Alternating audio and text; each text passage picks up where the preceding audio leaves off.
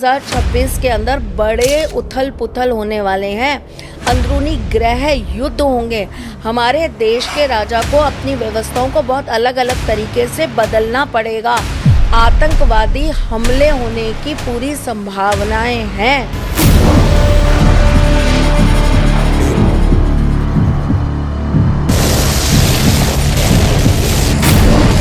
भारत को हमेशा ऐसे ही दुश्मन मिले हैं जो पीठ पीछे वार करते हैं, सामने वार करने वाले आपको कभी नहीं मिले, कभी नहीं मिलेंगे। 2026, 2027 और 2028 ये समय जो है ये महंगाई को बढ़ाने वाला समय है।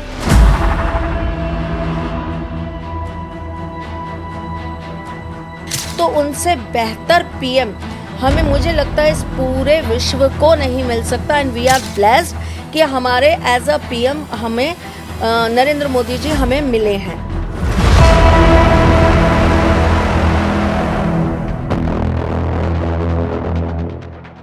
तो क्या राहु सिर्फ बुरा करता है, वो अच्छा नहीं करता?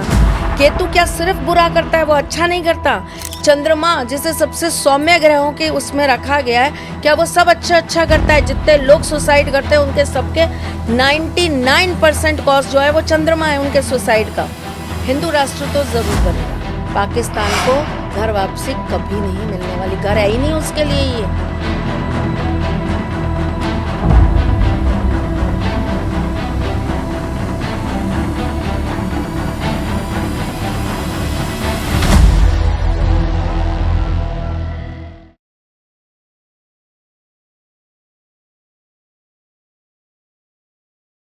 नमस्कार, एनएमएफ के दर्शकों का स्वागत है। मैं हूं आपके साथ कविता राणा। क्या 31 दिसंबर की रात के बाद पूरी दुनिया बदल जाएगी? अब भले ही देखिए, हिंदुओं का जो हिंदू नववर्ष की जो शुरुआत होती है चैत्र नवरात्रि से होती है, लेकिन फिर भी हर किसी को 1 जनवरी का इंतज़ार रहता है, क्योंकि पाश्चात्य संस्कृति के तौर पे देखा जाए तो उनके न्यू ईयर की शुरुआत 1 जनवरी से होती है। तो ऐसे में इंग्लिश कैलेंडर के हिसाब से न्यू ईयर 2006 विश्व पटल पर क्या कुछ नई तस्वीरें दिखाएगा? हमारी देश की राजनीति में कितने बड़े परिवर्तन आ सकते हैं? इन्वेस्टमेंट के पॉइंट ऑफ व्यू से कितने बड़े उतार चढ़ाव हमें देखने को मिल सकते हैं?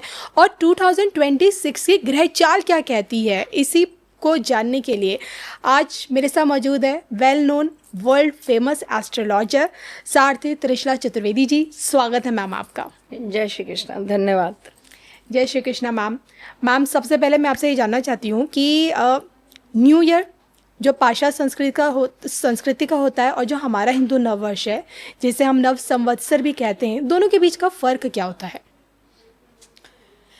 बहुत अच्छा आपने प्रश्न किया है और मुझे लगता है कि हर हिंदुस्तानी को, हर सनातनी को इसका महत्व जानना चाहिए जी। क्योंकि हम पाश्चात्य संस्कृति को इतना ज़्यादा कॉपी करने लगे हैं, फॉलो करने लगे हैं कि हम ये भूल ही गए हैं कि हमारी जो आधार हैं, हमारे जीवन के जो मुख्य हमारे पर्व हैं, हम उन्हें कहीं ना कहीं मिस करते जा रहे हैं। और शायद यही एक बहुत बड़ा कारण है कि हमारा देश जो है और हमारे देशवासी जो हैं वो किसी न किसी रूप में, चाहे मानसिक हो, चाहे आर्थिक हो, चाहे शारीरिक हो, कहीं ना कहीं किसी न किसी तरीके से उनके जैसे ही होते चले जा रहे हैं।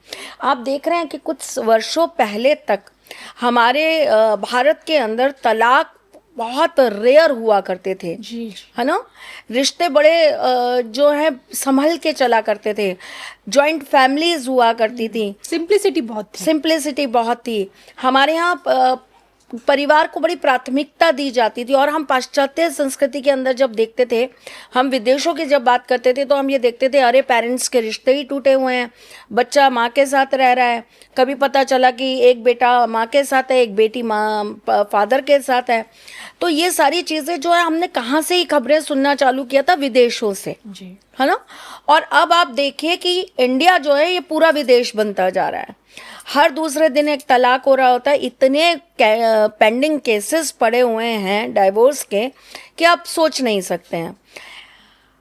क्या फ़र्क है न्यू ईयर में और हमारे नव वर्ष में जी। हमारा नववर्ष जो है वो हमारी नवरात्रि के प्रथम दिन में आता है, जो लगभग जो है अप्रैल के महीने में होती हैं। न्यू ईयर ये लोग जो मनाते हैं इनका जो कैलेंडर है वो इनके हिसाब से बना है, विदेशियों के हिसाब से बना है। हमारे हिंदू कैलेंडर के हिसाब से चीज़ें नहीं हैं। हमारा हिंदू कैलेंडर नहीं है। अगर आप हमारे हिंदू कैलेंडर को देखेंगे तो हमारी तो तिथियों के हिसाब से चीज़ें होती हैं, डेट के हिसाब से चीज़ें होती ही नहीं हैं। अब वहाँ पर जब 31 दिसंबर को ये न्यू ईयर के लिए ये साल ख़त्म कर देते हैं और एक नए साल का आगाज़ हो जाता है, एक नया साल खड़ा हो जाता है। अब उस साल को अगर हम देखें तो हर साल जो है उसकी न्यूमरोलॉजी के आधार पर ये उस साल की भविष्यवाणियां करने लग जाते हैं कि 2025 ऐसा है, 2026 ऐसा है, 2026 में ये होगा, 2025 में ये होगा। जबकि हमारी भविष्यवाणियां जो हैं वो हमारे हिंदू नववर्ष के हिसाब से होती हैं और उसमें भी हमारे शास्त्रों में कुछ ऐसी चीज़ें बताई गई हैं जिसके हिसाब से ही हम जो है कैसा नववर्ष आएगा उसके हिसाब से हम प्रेडिक्शंस करते हैं। जैसे कि माँ किस सवारी पर सवार होकर आएंगी, अच्छा, वो कौन से दिन से जो है नवरात्रि की शुरुआत होगी, इन चीज़ों के आधार पर ये बताया जाता है कि जो आने वाला साल है वो कैसा जाने वाला है। जैसे कि 2025 जब आया तो अगर हम हमारे हिंदू वर्ष के हिसाब से बात करें जो अभी जनवरी में ख़त्म नहीं होगा, तो हमने यही कहा कि इस वर्ष माँ का आगमन हमारे लिए नाना प्रकार की विविध विविध चीज़ों को लेकर आने वाला है, जिसके अंदर अगर हम कहें तो हमें जल से पीड़ा हो सकती है। जल, अग्नि, आकाश और वायु, ये चार चीज़ें जो हैं ये हमारे लिए पीड़ा का कारण बन सकती हैं। और आप देखिए ऐसा नहीं होता है कि भविष्यवाणी जो होती हैं या जो प्रिडिक्शंस दी जाती हैं वो ये दी जाती है कि आग लगेगी तो पूरे देश में आग लग जाएगी। लोग कहते हैं ना, आपने बोला एक जगह तो बरसात हो रही थी, एक जगह जो है अग्नि जल रही थी, तो ऐसा नहीं होता है।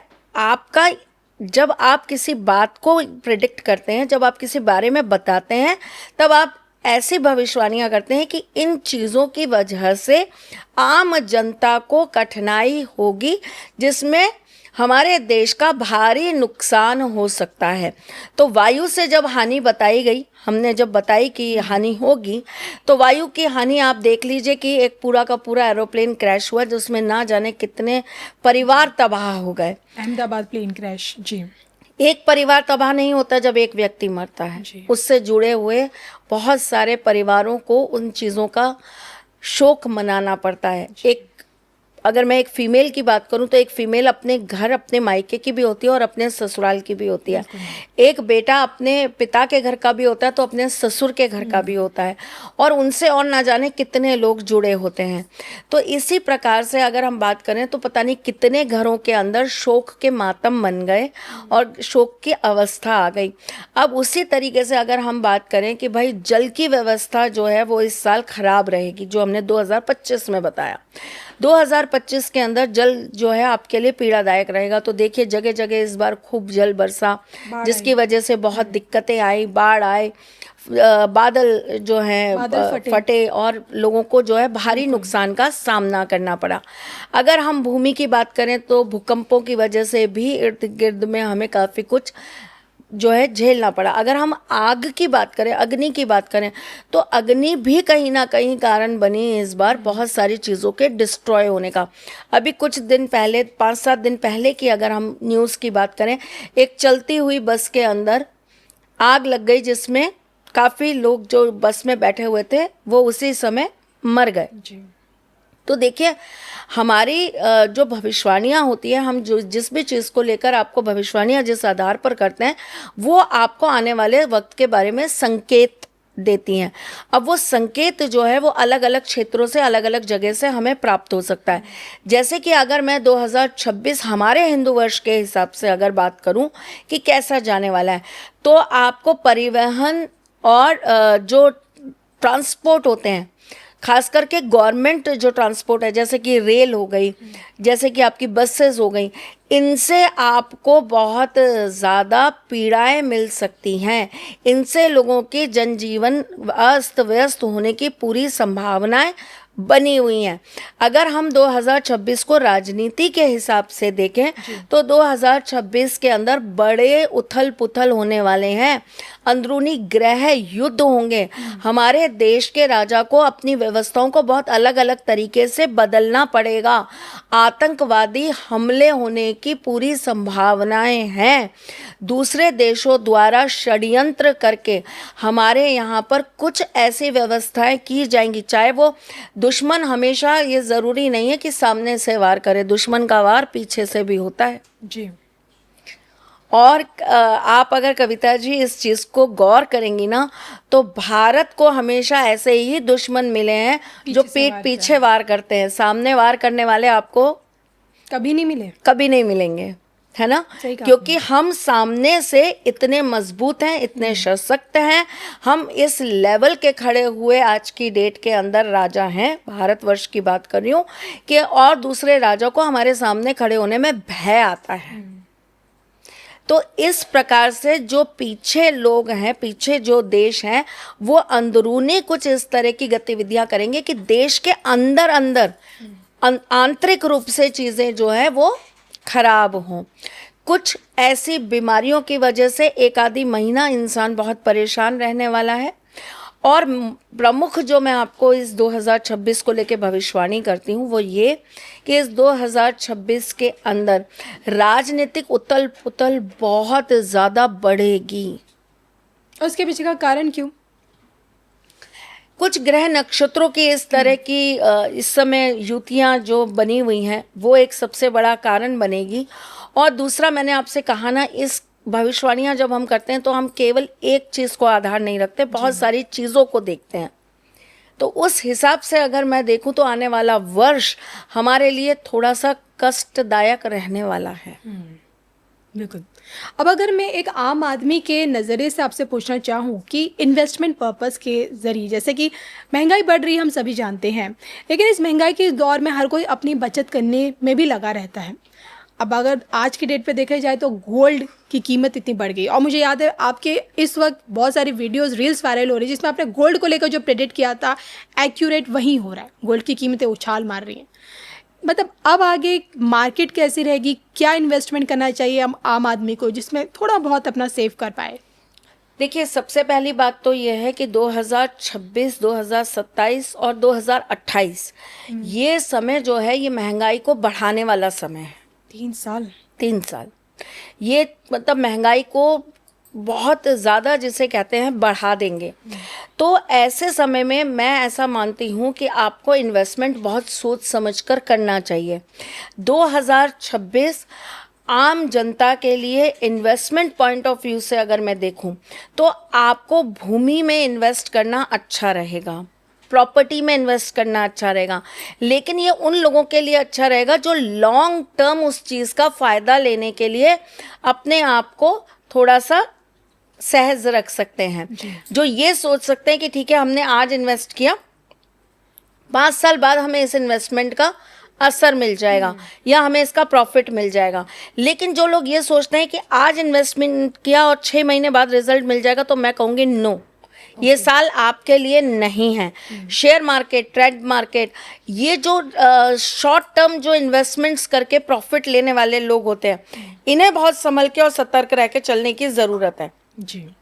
मार्केट इस समय अगर हम फाइनेंशियल तौर पर बात करें तो अचानक से ऊंचा होगा और अचानक से गिरेगा। चांदी, आज जहां पर हम बैठे हैं, आज चांदी दिन पर दिन बढ़ती जा रही है। और आप मुझसे अगले साल इसी वर्ष बैठकर इसी समय आप मुझसे बात कीजिएगा, आप कहेंगे त्रिशला जी चांदी इतना चढ़ी और एकदम से कैसे गिर गई। जिन लोगों ने चांदी में इन्वेस्ट किया उन लोगों का तो देखिए, थोड़ा सा समझदारी के साथ स्मार्ट बनने की जरूरत है। देखिए, 2018 तक चीज़ें जो थी वो बिल्कुल नॉर्मल तरीके से चल रही थी और नॉर्मल तरीके से ही हम उन चीज़ों को वैल्यू कर रहे थे और नॉर्मल तरीके से हम अपने जीवन को जी रहे थे। 2018 के बाद से हमें और स्मार्ट होने की ज़रूरत है। 2026 अपडेटेड होने का समय है जी। अपडेट करिए अपने आप को, जैसे अपना फ़ोन अपडेट करते हैं वैसे अपना भी वर्जन अपडेट कर लीजिए। अगर आप इन्वेस्टमेंट करते हैं तो इन्वेस्टमेंट करिए, इन्वेस्टमेंट के लिए बहुत अच्छा साल है, जी। लेकिन ये सोचकर इन्वेस्टमेंट करिए कि ये इन्वेस्टमेंट मुझे 2 दिन के लिए करनी है, 2 हफ्ते के लिए करनी है, 2 महीने के लिए करनी है, 2 साल के लिए करनी है या 20 साल के लिए करनी है। आपको ये पता होना चाहिए इन्वेस्टमेंट करना गलत नहीं है, पैसे लगाना बहुत बढ़िया, पैसे कमाने वाला साल है ये 2026। अगर आपके पास शार्प स्किल है तो आप 2 रुपया डाल के और 20 लाख रुपया कमा लेंगे, लेकिन आपको टाइम का मैनेजमेंट आना चाहिए। ओके। टाइम की कैलकुलेशन आपको पता होना चाहिए कि इन्वेस्टमेंट कितने समय के लिए डालें ताकि हमको उसका मैक्सिमम बेनिफिट मिले। और जैसे कि लोग भी जानते हो, मैं भी आपके लिए यही कहती हूँ कि आपने एस्ट्रोलॉजी सीखी नहीं है बल्कि एस्ट्रोलॉजी आपके ब्लड में है। तो आपको क्या लगता है कि 2026 में ग्रहों की क्या पोजीशंस हैं, कौन कौन से ग्रह प्लैनेट्स ऐसे हैं जिनकी पोजीशंस एक निर्णायक भूमिका निभाएगी? शनि सबसे ज़्यादा तो वही अपनी निर्णायक भूमिका में रहेंगे इस साल जी। और अगर हम विदेशियों की बात करें और हम अगर न्यूमरोलॉजी की बात करें तो ये 1 नंबर का साल है और 1 नंबर जो होते हैं वो सूर्य के होते हैं और शनि इस समय अपनी पूरे वर्चस्व पे बैठे हैं, पूरे धर्म के रास्ते को पकड़ कर बैठे हैं, धर्म की राशि में बैठे हैं, गुरु की राशि में विराजमान है। शनि का गुरु की राशि में होना एक धर्म आधिपत्य योग का निर्माण होना होता है। ऐसा व्यक्ति जो धर्म की एक नई सीख रखता है, ऐसा व्यक्ति जो धर्म के लिए एक नया एग्जाम्पल बनता है, ऐसा व्यक्ति जो हमको धर्म को नए तरीके से सिखाता है। ठीक है, तो शनि इस समय यही भूमिका हमारे लिए निभा रहे हैं। तो कोई बड़े धार्मिक व्यक्ति द्वारा हमें दुखद खबर इस साल में प्राप्त हो सकती है। कोई ऐसा व्यक्ति जो हमारे धर्म क्षेत्र के अंदर हमें बहुत कहीं ना कहीं प्रेरित करता है या हमें लाभ देता है, उस व्यक्ति के द्वारा हमें कोई दुखद खबर प्राप्त हो सकती है। भगवान ना करे ऐसा हो, लेकिन देखिए जो स्थितियां परिस्थितियां, मैं तो उसके आधार पर आपको चीज़ें बता रही हूँ। दूसरी सबसे बड़ी जो चीज़ हमें इस साल में देखने को मिलेगी, धर्म के नाम पर बिना मतलब अंधविश्वास फैलाया जाएगा, धर्म को खराब करने की कोशिश की जाएगी, लोग धर्म के रास्ते से आपको हटाने की कोशिश करेंगे। अब जैसे मैंने आपको एक छोटी सी बात बताई, अगर हमारे पंचांगों के द्वारा आप चलेंगे, अगर हमारे हिंदू कैलेंडर के हिसाब से आप चलेंगे, हमारे हिंदू वर्ष के हिसाब से आप चलेंगे, अनगिनत चीज़ें निकल के आती हैं। फसलें कैसी रहने वाली हैं, फसलों का हमारे पास में टेक्सचर कैसा रहेगा, कितनी अच्छी फसल हम उगा पाएंगे, ये तक हम निकाल सकते हैं अगर हम अपने हिसाब से चीज़ें निकालने जाएं तो, कि फसल होगी तो वो कितनी हमारे सेहत के लिए अच्छी रहेगी, कितना ज़्यादा उससे हमारी सेहत को लाभ प्राप्त होगा। उसी प्रकार अगर मैं बात करूं तो हमारा जब पाश्चात्य संस्कृति के हिसाब से हम चीज़ें निकालते हैं तो वो लिमिटेड चीज़ें निकलती हैं। हम बात क्या करते हैं, 1 से 9 नंबर की बात कर लेते हैं, हम राशियों की बात कर लेते हैं, हम जीवन के अंदर छोटी छोटी चीज़ों को आधारित बनाकर काम कर लेते हैं। लेकिन आप एक चीज़ को समझने की कोशिश करिए, अगर मैं न्यूमरोलॉजी की बात करूं, अंकशास्त्र की बात करूं, जो हमारी भारतीय संस्कृति का जो अंकशास्त्र है, जो हमारे भारतीय मूल ज्ञान का जो अंकशास्त्र है, अगर उसकी बात करूं तो आपको मैं एक चीज़ बताना चाहूँगी, आपकी डेट ऑफ बर्थ क्या है? ईयर भी बताना पड़ेगा? नहीं, सिर्फ डेट ऑफ बर्थ। 22 दिसंबर। 22 दिसंबर। तो 22 दिसंबर का मतलब हो गया, 22 मतलब 4, दिसंबर मतलब 3, क्योंकि 2 और 1 3, तो 4 और 3 हो गए 7। और अगर मैं बात करती हूँ यहाँ पर 2026 की, तो 26 यहाँ हम 2026 गिनेंगे, तो आपका वर्षफल कब से चालू होगा? जो आपकी डेट ऑफ बर्थ है वो आपका वर्षफल बनेगा। ओके। तो अगर मैं आपके लिए 2026 की प्रेडिक्शन करूंगी तो कब से करूंगी? 22 दिसंबर 2026 से। अभी आने वाला 22 दिसंबर 2025 ये आपके लिए एक नया साल बन के आएगा। ओके ओके, तो ये वो अंतर है ना?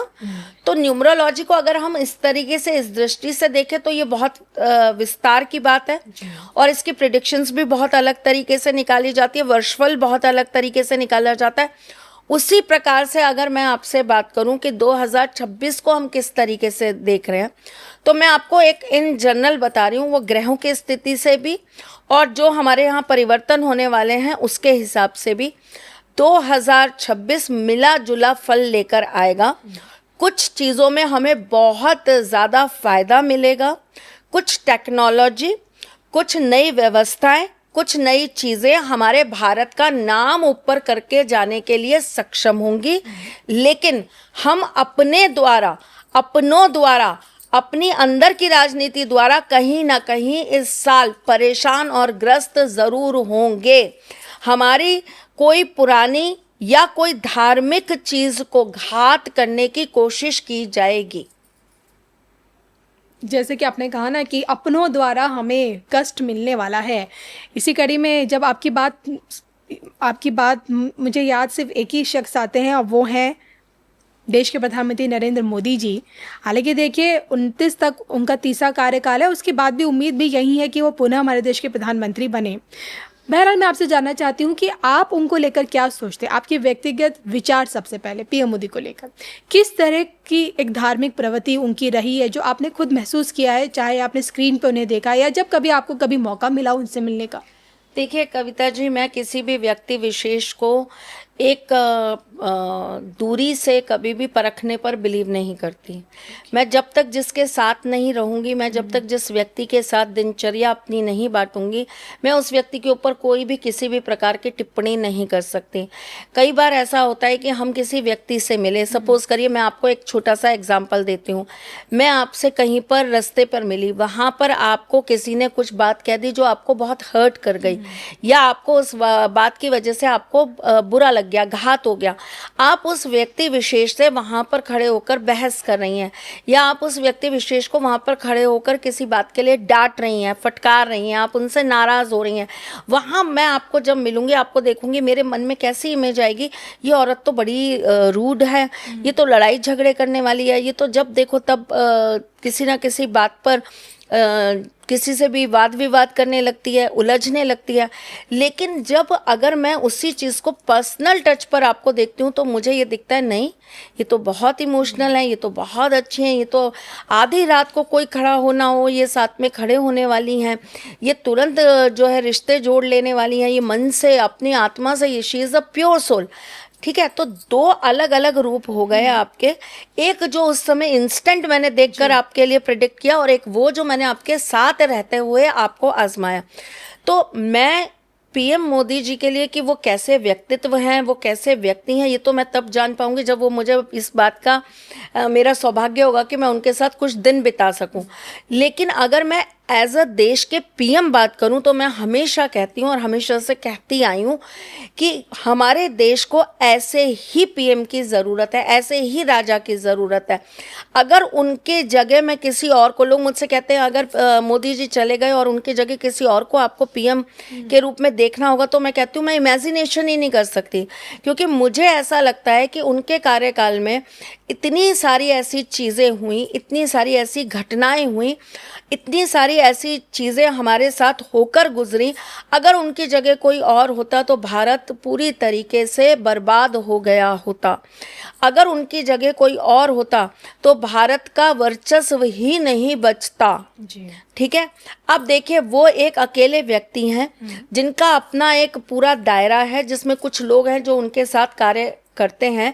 तो मैं ये मानती हूँ कि एक अकेला व्यक्ति न जाने अनगिनत कितने लाखों करोड़ों लोगों को संभाल रहे हैं। तो वहाँ पर कुछ अच्छा और कुछ बुरा दोनों के लिए हमें प्रिपेयर्ड रहना चाहिए। लेकिन अगर हम संतुलन करें, हम अगर किसी चीज़ को तोलने की कोशिश करें, तो उनसे बेहतर पीएम हमें, मुझे लगता है, इस पूरे विश्व को नहीं मिल सकता। एंड वी आर ब्लेस्ड कि हमारे एज अ पीएम हमें नरेंद्र मोदी जी हमें मिले हैं।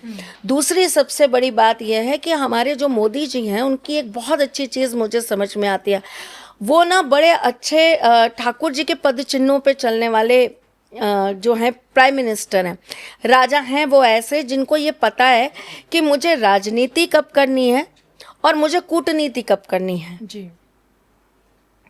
मुझे कब बांसुरी बजाकर प्रेम की भाषा निकालनी है और कब मुझे ऑपरेशन सिंदूर कराकर महाभारत रचानी है। उन्हें सही समय पर सही डिसीजंस लेना आता है। ये जो काबिलियत है ना, ये आपको किसी प्रधानमंत्री में अभी तक ना मिली है, ना आपको मुझे लगता है आने वाले भविष्य में भी मिल पाएगी। क्योंकि कहीं ना कहीं सबके ऊपर हमें बड़ा आसान है कह देना, अरे ये तो प्राइम मिनिस्टर थे, इन्होंने ये क्यों नहीं किया। भाई वो प्राइम मिनिस्टर जब वहाँ उस पद पे, उस कुर्सी पर बैठे होते हैं, उनके ऊपर बड़ी सारी जिम्मेदारियां होती हैं, उनके इर्द गिर्द बहुत सारे लोग होते हैं।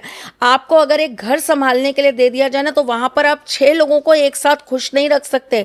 किसी की पसंद की भिंडी बन गई और किसी के पसंद की कड़ी बन गई, तो तीसरा इस बात पे नाराज हो जाएगा कि आज मेरे पसंद की तो दाल ही नहीं बनाई।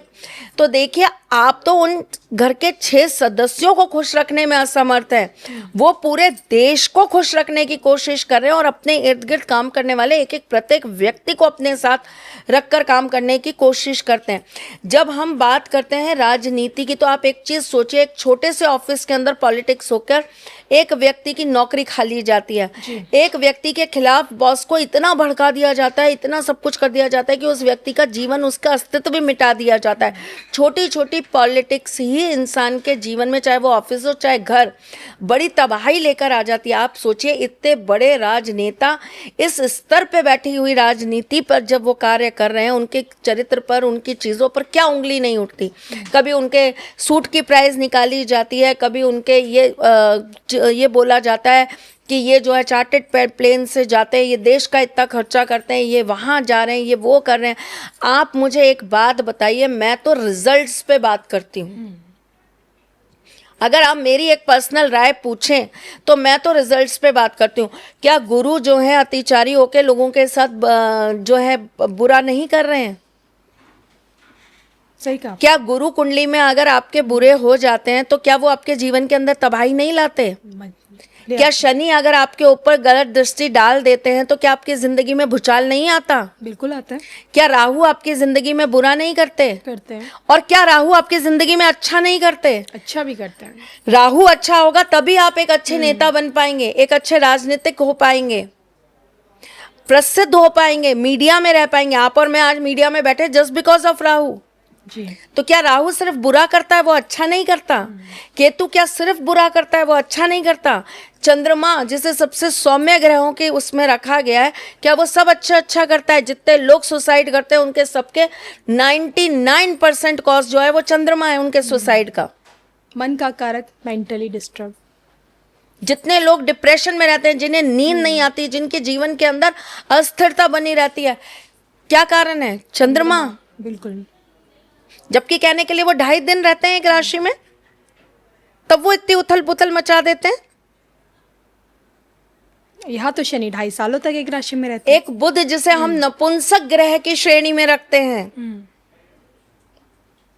ठीक, क्या बुध आपकी जिंदगी में उथल पुथल नहीं मचाते या क्या अच्छा नहीं करते? तो देखिए, आप किसी भी चीज को लेकर जब बात करते हैं ना, तो बात करिए रिजल्ट्स की। गुरु अगर हमारे साथ कुछ बुरा कर रहे हैं तो वो हमें बहुत कुछ अच्छा भी देते हैं। शनि कुछ बुरा करते हैं तो शनि हमें बहुत कुछ अच्छा भी देते हैं। राहु बुरा करते हैं तो राहु अच्छा भी देते हैं, ठीक। तो वहीं पर मैं आपको एक चीज बताती हूँ, अगर मैं आज तक की कार्यकाल को देखूं और आज तक की अगर मैं अपने पीएम मोदी जी की सारी चीज़ों को देखकर अगर आपको बोलूं, तो मुझे लगता है he is the best prime minister for India. आप उनके रिजल्ट्स को देख ही रही हैं, तो क्या लगता है, मैंने कहा ना एस्ट्रोलॉजी आपके ब्लड में है, तो क्या लगता है उनके अब तक के रिजल्ट्स को देखते हुए, उनके अब तक की कार्यशैली को देखते हुए, कौन सा ग्रह आपको नजर आता है उनका सुरक्षा कवच? उनका सुरक्षा कवर जो है, जो उनको सबसे ज़्यादा प्रोटेक्ट करता है, वो है उनका स्टेबल माइंड। राजा कभी भी कान से कच्चा नहीं होना चाहिए। राजा के निर्णय कभी डगमगाने वाले नहीं होने चाहिए। राजा का मैनेजमेंट बहुत अच्छा होना चाहिए। तो देखिए, जैसे मैंने आपको कहा कि वो बड़े ही समझदार, बड़े ही क्विक डिसीजन लेने वाले व्यक्ति हैं।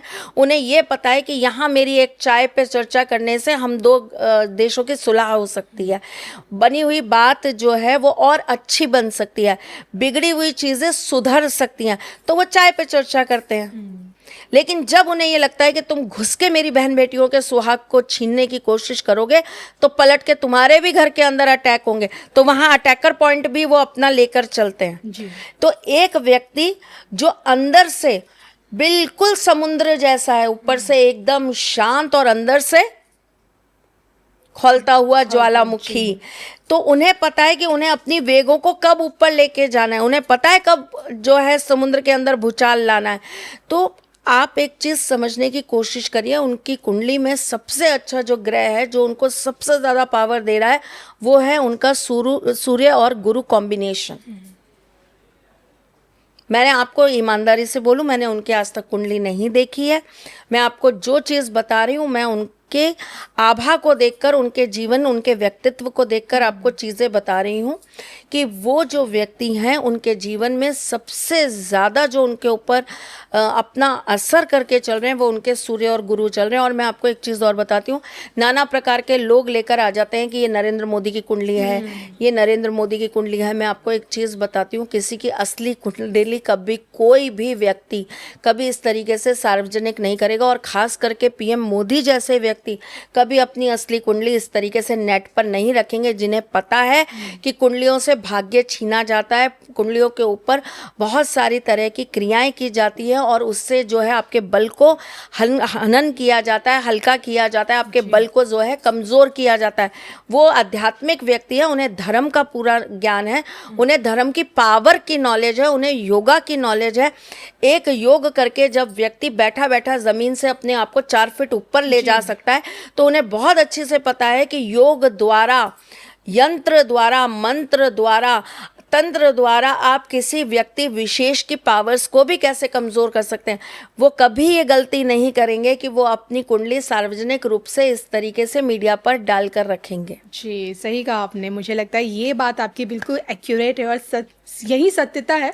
लेकिन आभा को देखकर आप बता देती हैं, लेकिन उनकी इसी आभा को देखकर देखिए दुश्मन भी बहुत होते हैं। क्या ऐसी चीज़ आपको महसूस होता है जो उनको प्रोटेक्ट भी कर रहे हैं? मैं आपको एक बात बताऊं, जिस व्यक्ति के दुश्मन ज्यादा है ना, तो समझ लीजिए उसके अंदर बल भी उतना ही ज्यादा है। गिराया उसको जाता है जो बलवान होता है। बलहीन व्यक्ति को कोई क्या गिराएगा, वो तो पहले ही गिरा हुआ है। जी। आपने कभी आज तक जीवन के अंदर किसी भी बलहीन व्यक्ति का विरोध करते हुए किसी को देखा है? कभी नहीं। सही कहा आपने। आपने कभी किसी, अच्छा एक बहुत छोटी सी बात बताती हूँ मैं आपको। आप मुझे एक चीज़ बताइए, आए दिन रोजाना दुनिया भर की अलग अलग चीज़ों के अंदर मोदी जी का ये बोला जाता है, मोदी जी की इस बात का विरोध किया जाता है, विपक्ष पार्टी खड़ी हो जाती है मोदी जी के लिए ऐसा, मोदी जी के लिए वैसा, मोदी जी ये हैं, मोदी जी वो हैं, दुनिया भर की मोदी जी मोदी जी मोदी जी पुराण पढ़ी जाती है। ठीक है, वाई ऑलवेज मोदी जी? क्यों? क्या देश में और नेता नहीं है, और सीएम नहीं है, और एमपीज नहीं है, और कार्यकर्ता नहीं है? क्यों? वो डिजर्व करते हैं इतने दुश्मन। एक मजबूत शख्सियत तभी मजबूत होती है जब उसके पीछे उसके दोस्तों से ज्यादा उसके दुश्मन खड़े हो जाएं। ओके, तो ये आपने हमें पीएम मोदी के कह सकते हैं कि उनकी आभा को देखते हुए, उनके अब तक के व्यक्तित्व को देखते हुए जो आपने समझा है। आप डरते किससे हैं? आप किससे अपना दुश्मन बना लेते हैं? जो हमारे प्रतिद्वंदी होते हैं, जो हमसे बातों से हम समर्थन ना रखें। आपके दुश्मन वो होते हैं जिन्हें देखकर या जिनके साथ रहकर आपको ये समझ में आता है कि कहीं ना कहीं ये मेरे ऑरे को खा जाएंगे। अच्छा। ये मेरे अस्तित्व को खत्म कर देंगे। ये खड़े हो जाएंगे तो कहीं ना कहीं मेरी जो पकड़ है या मेरी जो लोगों के साथ संपर्क है वो टूट जाएगा। जो अपने अंदर ये सोचना चालू कर देता है कि मैं इससे बेहतर तो हो ही नहीं सकता, तो उसके अंदर एक डर आता है। किस चीज का डर आता है? खुद के खत्म हो जाने का, जी, खुद के बलहीन हो जाने का, खुद के अस्तित्व के मिट जाने का। हम पिछले 50 साल से ये काम कर रहे हैं, हम पिछले 100 साल से ये काम कर रहे हैं। अरे आप पिछले 100 साल से ये काम कर रहे हैं तो फिर आप क्यों नहीं है उस गद्दी पर, वो क्यों है? आप क्यों नहीं है लाखों लोगों के दिल में, वो क्यों है? और यहां पर मैं आपको एक चीज और बताती हूं, अच्छा काम करने की बजाय उस गद्दी पे बैठने के लिए खुद को योग्य बनाने की बजाय जब हम किसी को अपना प्रतिद्वंदी मान लेते हैं ना, तो हम क्या है, उसकी बुराइयों में लग जाते हैं जी। और जब हम किसी की बुराइयों में लग जाते हैं तो हम ये भूल जाते हैं कि हम अपने ही कैरियर का नाश कर रहे होते हैं, क्योंकि हमारे पास तो कुछ अच्छा देने के लिए है ही नहीं सिर्फ बुराई के अलावा, हम तो सिर्फ बुराई दे सकते हैं। तो यहाँ पर जो भी प्रतिद्वंदी हैं वो अच्छे काम नहीं कर रहे कि लोग उनकी प्रशंसा करें। लोग ये सोचे, एक इंसान का एक कार्यकाल होता है, आज मैं ज्योतिष कर रही हूँ, मैं कितने साल ज्योतिष कर पाऊंगी, और 20 साल कर लूंगी और 30 साल कर लूंगी, इससे ज़्यादा तो नहीं, और ज़िंदगी का कोई पता नहीं, सही कहा। कल क्या होगा कुछ मालूम नहीं। तो कोई तो होगा जो मेरे पीछे आएगा, कोई तो होगा जो उस जगह पर बैठेगा, कोई तो होगा जो उन चीज़ों को पकड़ेगा। तो आप ये क्यों नहीं सोच रहे, अच्छा 10 साल के लिए वो बैठे हैं, बैठे रहने दीजिए, 20 साल वो बैठे हैं, बैठे रहने दीजिए, 20 साल बाद उस पद पे बैठने के लिए हम अपने आप को योग्य क्यों नहीं बना पा रहे? क्या यही योग्यता आपको योगी आदित्यनाथ जी में नजर आ रही है? बिल्कुल आ रही है, लेकिन मैं आपको एक साफ और स्पष्ट बात बताती हूँ, मुझे वो एज अ पीएम नहीं समझ में आ रहे हैं। अभी तक नहीं आ रहे। ये मेरी अपनी व्यक्तिगत राय है कि मुझे वो एज अ पीएम नहीं समझ में आ रहे हैं। अकबर से ज्यादा समझदार बीरबल थे जी। और बिना बीरबल के अकबर कुछ नहीं थे। अकबर का अकबर होना भी उनके ऊपर डिपेंड कर रहा था कि उनके पास बीरबल थे, ठीक, वरना वो कभी अकबर नहीं होते, सम्राट अकबर नहीं, राजा अकबर नहीं होते। लेकिन वो क्यों नहीं बन पाए राजा? बीरबल सम्राट क्यों नहीं बन पाए? सही कहा आपने। तो कुछ ऐसी चीजें हैं जो मैंने कहा ना, ये पद कभी ना कभी तो रिक्त होगा। 2026 में होगा, 2029 में होगा, या उसके बाद होगा, ये एक गुप्त चीज़ें हैं जो हम कभी डिस्कस करेंगे। लेकिन जब भी होगा ये पद रिक्त होगा, तो इस पद पर बैठने के लिए आपको जो पद छोड़कर जा रहा है, जो उस पद से हट रहा है, उसकी कुछ क्वालिटीज़ को अपने अंदर अपनाना और एक्सेप्ट करना बहुत ज़रूरी हो जाता है। और नरेंद्र मोदी जी की एक बहुत अच्छी खासियत है, बहुत अच्छी खासियत, जो मुझे लगता है, मैं हमेशा हर कृष्ण भक्त के लिए बोलती हूँ कि एक कृष्ण भक्त को ये बहुत अच्छे से पता है कि कब उसे बांसुरी बजानी है और कब सुदर्शन चक्र। तो नरेंद्र मोदी जी के अंदर मुझे वो पार्थ अपने ठाकुर जी का दिखाई देता है, जिसे ये बहुत अच्छे से पता है कि कब मुझे बांसुरी बजानी है और कब मुझे सुदर्शन चक्र। तो जो भी इस पद के लिए दावेदार हैं उन्हें भी ये बात सीखनी पड़ेगी, क्योंकि अब वो 1980 वाला 1990 वाला भारत नहीं रहा, ये 2026 वाला भारत है। ये आज देश का सबसे ज़्यादा टेक्नोलॉजी यूज़ करने वाला भारत है। आज यहाँ बच्चे को चीज़ें यूज़ करना आता है, स्मार्ट होना आता है। आज हर गृहिणी अपने घर से बैठकर काम करना सीख गई है। तो ये वो भारत है जो और देशों को टक्कर दे रहा है विकास में, विकसित होने के लिए। तो अब आपको उसी स्तर पर जाकर अपने भारत को समझना पड़ेगा और इसकी राजनीति की भागदौड़ को संभालना पड़ेगा। बांसुरी बजाना भी आता है और सुदर्शन चक्र भी चलाना आता है, लेकिन यही सुदर्शन चक्र क्या लगता है 2026 में विश्व पटल पर वो अमेरिका जो आंखें दिखाता है, पाकिस्तान जो पीठ पे छुरा घोंपता है, चीन जी की जिसकी चालाकियाँ कभी खत्म नहीं होती है, इन सब का कुछ हो पाएगा? बिल्कुल हो पाएगा। पीएम मोदी कुछ चक्र वक्र चला पाएंगे? बिल्कुल कर पाएंगे और बहुत अच्छे स्तर पे कर पाएंगे। सबको जवाब मिलेंगे और अच्छे मिलेंगे। अच्छा, आप व्यक्तिगत तौर पे हिंदू राष्ट्र को लेकर क्या सोचती हैं? क्या इसको लेकर मुमकिन है, थ्योरी है, या थे हैं, रहेंगे, या ज़रूरत ही नहीं है ये सब चीज़ों की हमारे देश में? अगर आप मेरी व्यक्तिगत राय माने तो मेरे लिए सबसे बड़ी चीज़ है मानवता। सबसे बड़ी चीज़ वही है। और एक अच्छा और सच्चा हिंदू होना भी सच्चा मानव होना है। आपके अंदर मानवता नहीं तो आप सच्चे हिंदू भी नहीं। जी। तो मुझे ऐसा लगता है कि हम अगर हिंदू राष्ट्र की बात करते हैं, हिंदू राष्ट्र तो ज़रूर बनेगा और 100% बनेगा।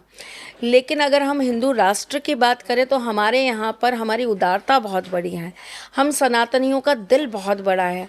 हम सबको अपने साथ गले लगाना जानते हैं, हम सबको एक्सेप्ट करना जानते हैं। तो जिस दिन भी ये हिंदू राष्ट्र बना, ये हिंदू राष्ट्र बनकर इसका निर्माण हुआ, मुझे ऐसा लगता है जो बाकी के भी धर्म हैं और बाकी के भी जो हमारे भाई बंधु हैं जो हमारे साथ रह रहे हैं, वो ये सारे भेदभाव उस दिन ख़त्म ही कर देंगे कि हमें हिंदू बन के लड़ना है, हमें मुसलमान, हमें सिख, हमें ईसाई, हम जो हैं, हम जैसे हैं, हम हिंदुस्तानी हैं। यही सबसे बड़ा हिंदू धर्म है। बिल्कुल। देखिए, आप एस्ट्रोलॉजी को बहुत बारीक तरीके से समझती हैं, जानती हैं। भारत की कुंडली को भी आपने कई बार देखा होगा, पढ़ा होगा।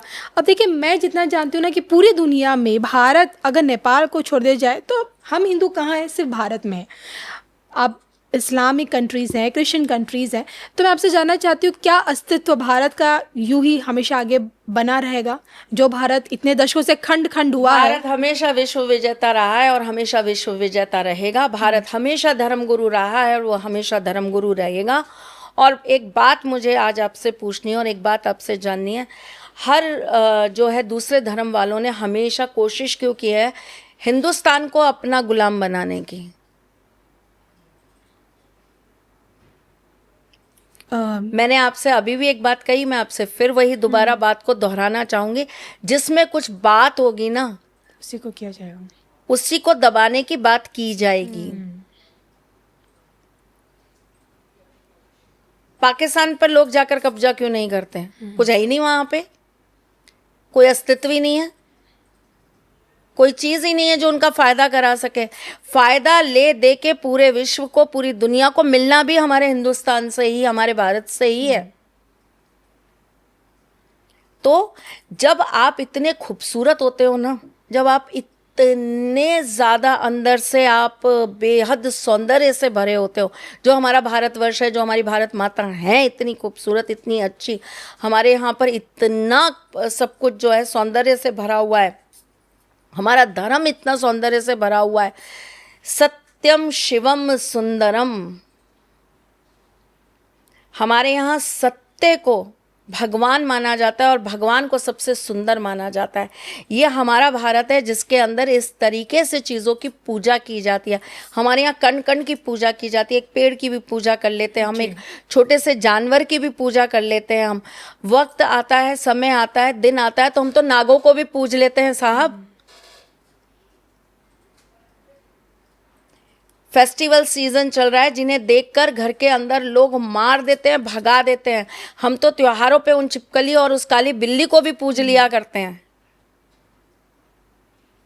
दिवाली की रात्रि पे उल्लू दिख जाए तो हम तो उसके आगे भी सर झुकाकर प्रसन्न हो जाते हैं। अरे आज तो हमारा भाग्य खुल गया, भगवान साक्षात आ गए, माँ लक्ष्मी साक्षात दिख गई हमें। तो हम तो वो हैं जो कण कण के अंदर भगवान को देख लेते हैं।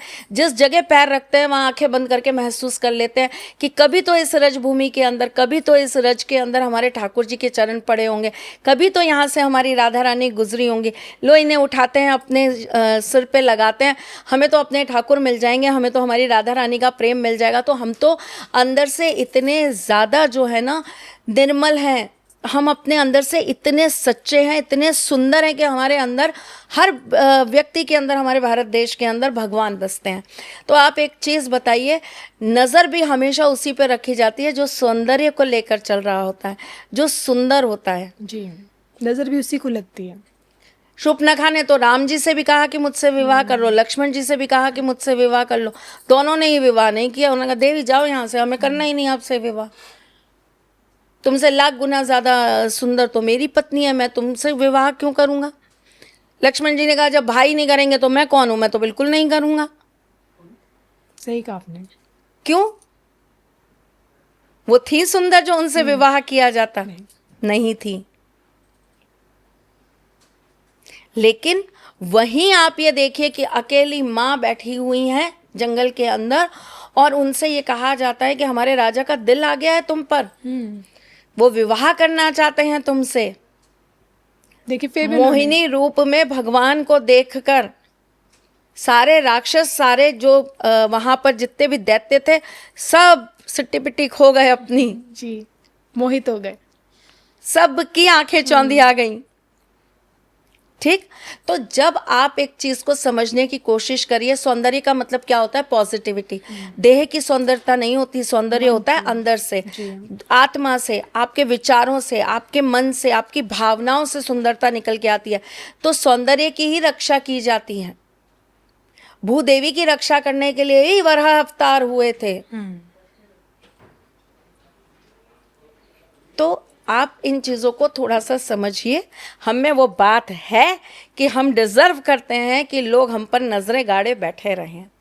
भारत की इसी संपन्नता में लोग सोचते हैं कि पीओके की वापसी हो जाएगी, बलूचिस्तान की वापसी हो जाएगी, पाकिस्तान खंड खंड हो जाएगा। लेकिन जब बात आती कि क्यों ना पूरे पाकिस्तान की घर वापसी हो जाए।